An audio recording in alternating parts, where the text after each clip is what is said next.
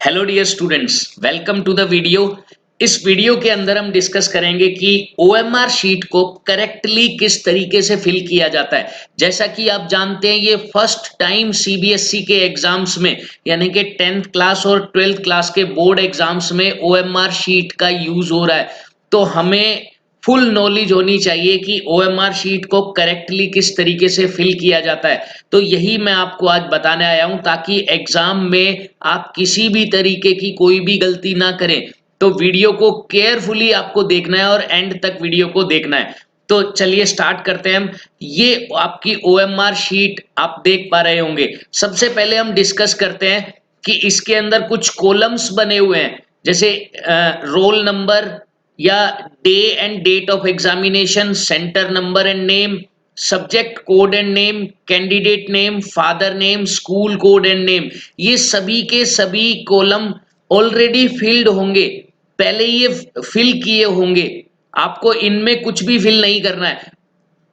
आपको सिर्फ यहां पर क्वेश्चन पेपर का कोड फिल करना है, जो कि आपको क्वेश्चन पेपर मिलेगा उसके ऊपर लिखा होगा। वो कोड आपको यहां पर फिल करना है। इसके अलावा आपको यहां पर कुछ भी फिल नहीं करना है। उसके बाद अगर हम नीचे की तरफ आते हैं, तो नीचे की तरफ यहां पर आपको एक कॉलम मिलेगा जिसमें लिखा हुआ है I confirm that all particulars given above are correct. ये आपको आपकी हैंड राइटिंग में यहां पर लिखना होगा कि I confirm that all particulars given above are correct. ये थोड़ा बड़ा हो गया, आपको ये थोड़ा सा छोटा करके आप लिखेंगे, इसके अंदर ये आ जाएगा। ये पूरी लाइन आपको इसके अंदर लिखनी है। उसके बाद रनिंग हैंड से आपको यहां पर अपने सिग्नेचर करने होंगे। रनिंग हैंड से यहां पर आपको सिग्नेचर करने हैं। आप चाहे कोई भी डिटेल फिल कर रहे हैं, आपको दो ही पेन यूज करने हैं, ब्लैक या ब्लू। और वो बॉल पॉइंट पेन होने चाहिए, ball point pen. Gel pen allowed नहीं है और पेंसिल भी अलाउड नहीं है। पेंसिल का यूज अनफेयर मींस के अंदर आएगा। तो पेंसिल तो बिल्कुल प्रोहिबिटेड है। आपको पेन यूज करने हैं, चाहे वो आपको किसी भी तरीके का कोई भी कॉलम फिल करना है या फिर अपने ओएमआर में आंसर शीट या बबल फिल करना है, कुछ भी फिल करना है। सिर्फ ये दो ही pen, black and blue ball point pen आपको यूज करने हैं। अब हम देखते हैं रिस्पॉन्स शीट। इसके अंदर आपको 1 to 60 क्वेश्चंस तक का स्पेस दिया हुआ है। अब आपके क्वेश्चन पेपर में जितने भी क्वेश्चंस हैं, आप उतने ही नंबर ऑफ क्वेश्चंस तक अटेम्प्ट कर सकते हैं। जैसे कि आपके क्वेश्चन में let 45 total number of questions हैं, तो आप 45 तक ही आप क्वेश्चंस अटेम्प्ट कर पाएंगे, सिर्फ यहां तक। इससे ज्यादा के क्वेश्चन इवेल्युएट नहीं होंगे। अगर आप मान लो 47 पर मार्क कर देते हैं, तो ये इवेल्युएट नहीं होगा। इसके बाद के कोई भी क्वेश्चंस इवेल्युएट नहीं होंगे। आपको यहीं तक फिल करने, अपने जो भी रिस्पॉन्सेज हैं यहीं तक आपको फिल करने होंगे। अब हम आते हैं मेन पॉइंट पर कि हम फिल कैसे करें, कि रेस्पॉन्स शीट में आंसर मार्क कैसे किए जाते हैं। रेस्पॉन्स शीट में आप देख पा रहे होंगे, आपके सामने इस तरीके से कुछ दिखाई देगा, 1 2 3 4 4 बबल्स। उसके जस्ट राइट हैंड साइड में एक कॉलम दिखाई देगा, उसके राइट हैंड साइड में एक और बबल दिखाई देगा। इसको हम अच्छे तरीके से समझते हैं, इसको हम अच्छे से समझेंगे। लेट किसी एक क्वेश्चन के अंदर आपका आंसर ए आ जाता है, तो आपने ए मार्क किया, आपने ए इसके अंदर मार्क किया, तो आपको ए इसके अंदर भी लिखना होगा, बॉक्स के अंदर आपको ए लिखना होगा, तभी वो आपका आंसर ए माना जाएगा।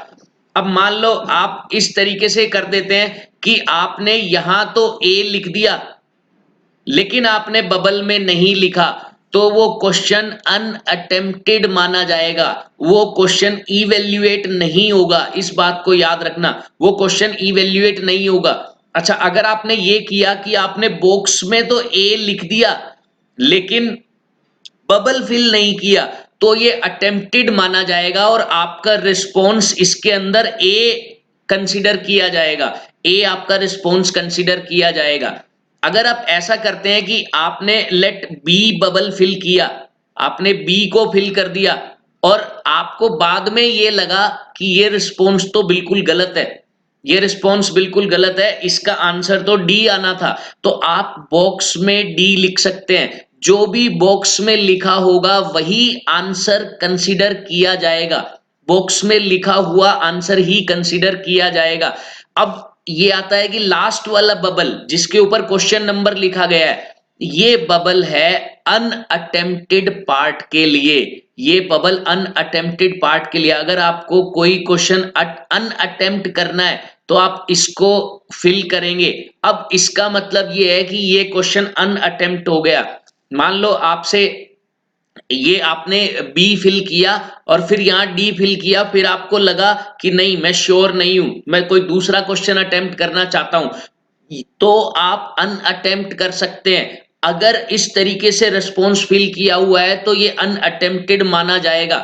अगर आपने कुछ भी फिल नहीं किया और कुछ भी फिल नहीं किया, ऐसी गलती नहीं करनी है कि कुछ भी फिल नहीं किया, ये कोई ना कोई बबल आपको जरूर फिल करना पड़ेगा या फिर बॉक्स में रिस्पॉन्स लिखना पड़ेगा, अदरवाइज वो भी अनफेयर केस माना जाएगा, अनफेयर मींस का केस माना जाएगा। ओके, अब एक और केस देख लेते हैं। मान लो आपने सिर्फ ये बबल फिल किया तो इसका मतलब वो अनअटेम्प्ट हो गया, क्वेश्चन आपका अनअटेम्प्ट हो गया, क्वेश्चन अनअटेम्प्ट हो गया।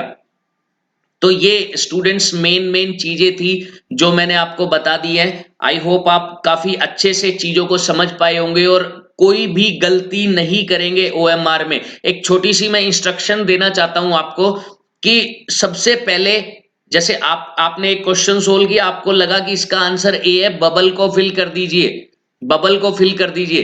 फिर सेकंड क्वेश्चन का आंसर आपको लगा डी है, उसका भी बबल फिल करिए, सारे बबल फिल कर दीजिए। उसके बाद लास्ट में जब आप रीचेकिंग कर रहे होंगे तब आपको अगर कंफर्म है कि इसका आंसर यही है तो आप ये लिख दें, क्योंकि बॉक्स वाला ही मेन आंसर माना जाएगा। कंफर्म होने के बाद ही आपको यहां पर बॉक्स के अंदर लिखना है। तो okay students, all the best for your exams और आई होप आपका बहुत ही अच्छे एग्जाम्स जाएं। All the best.